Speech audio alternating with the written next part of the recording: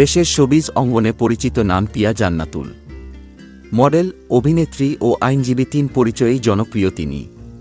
পাশাপাশি স্পষ্ট বক্তা হিসেবেও তার পরিচিতি আছে।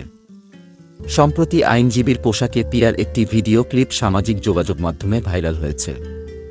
বিভিন্ন গানের সঙ্গে পিয়ার ওই ভিডিও বসিয়ে দিয়ে তা সামাজিক যোগাযোগ মাধ্যমে পোস্ট করা হচ্ছে।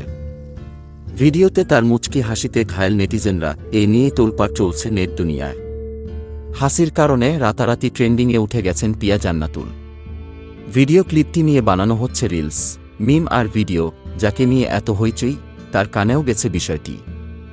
গণমাধ্যমে দেওয়া এক প্রতিক্রিয়ায় অভিনেত্রী বলেন, আমি স্রোতে গা ভাসিয়ে দিচ্ছি না, কারণ আমি বুঝি যারা 2 সেকেন্ডে উপরে উঠাতে পারে তারা পরে 1 সেকেন্ডেই নামিয়ে ফেলতে পারে। ভিডিওটি দেখে অনেক তরুণ যেন পিয়ার প্রেমে বুঁদ হয়েছেন।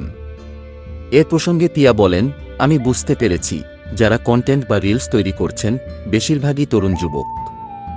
তাদের আসলে জীবনে এখনও অনেক কিছু দেখার বাকি আছে। আসলে এগুলো ট্রেন্ডের মাধ্যমে যাচ্ছে, যখন যে ট্রেন্ড আসে সেটাকেই অনুসরণ করে। এটাতে দোষের কিছু দেখছি না। 2007 সালে মিস বাংলাদেশ খেতাব জেতেন পিয়া। 2012 সালে চোরাবালি চলচ্চিত্রে অভিনয়ের মধ্য দিয়ে চলচ্চিত্র জগতে পদার্পণ করেন তিনি।